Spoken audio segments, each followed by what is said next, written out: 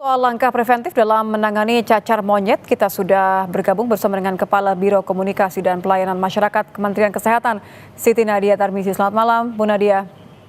Selamat malam Mbak Nitya, salam sehat. Salam sehat. Tentu ini yang diharapkan oleh masyarakat Indonesia. Tapi sejauh ini bagaimana temuan Menkes soal suspek cacar monyet? Daerah mana saja sejauh ini, Bu Nadia?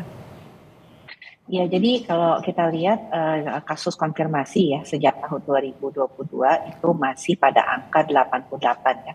Dari terakhir kita menyampaikan pertemuan ke media.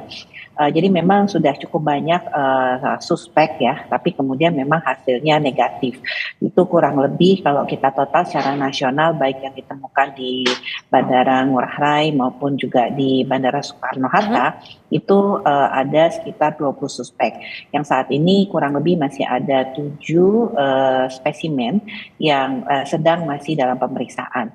Tapi kasus konfirmasi ini ada total 88 kasus yang kita temukan.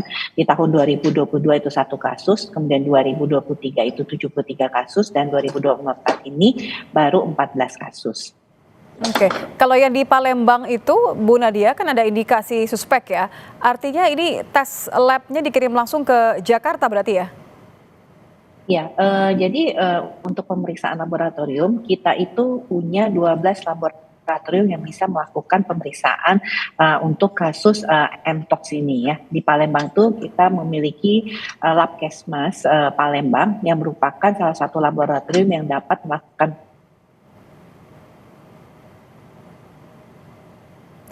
Bu Nadia, nampaknya ada sedikit gangguan sinyal, saudara.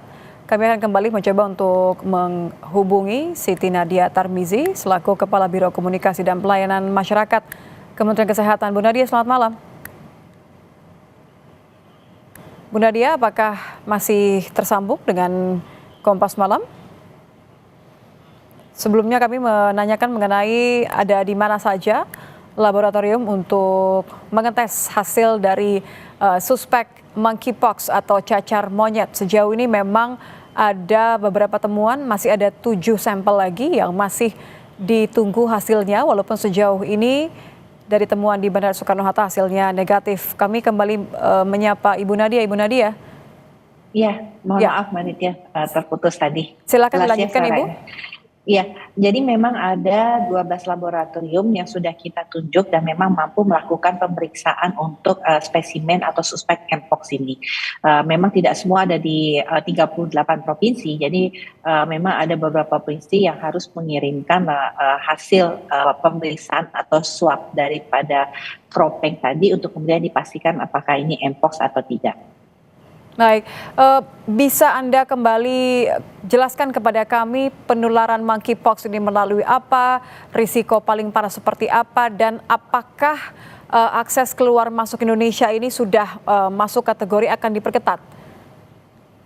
Ya, jadi kalau kita lihat Mpox yang ada di Indonesia ini dari tahun 2022 itu variannya ini adalah Clade 1B ya, Pak Ditya. Jadi berbeda dengan varian yang ada di Kongo yang kemudian menyebabkan WHO meningkatkan status daripada Mpox ini menjadi penyakit yang mendapat perhatian internasional ya, karena kita tahu bahwa Clade 2B yang ada di Kongo itu saat ini penularannya sudah terjadi pada anak-anak dan juga tingkat fatalitasnya itu antara 5-10%. Sementara kalau Clade 1B yang kasus Mpox kita temukan di Indonesia ini gejalanya lebih ringan dan angka fatalitasnya itu kurang dari 1%. Jadi banyak yang kemudian positif Mpox, tapi dia tidak perlu dilakukan perawatan di rumah sakit, cukup dirawat atau dilakukan isolasi di rumah kurang lebih 14 hari ya. Artinya dia tidak boleh keliaran di tempat-tempat umum ya, karena kemudian ini memang penyakitnya menular.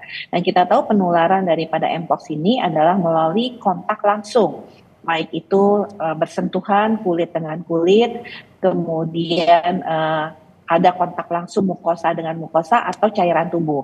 Jadi kalau kita berciuman atau misalnya berhubungan seksual itu terjadi ya kontak langsung. Ini yang potensi menyebabkan terjadinya penularan.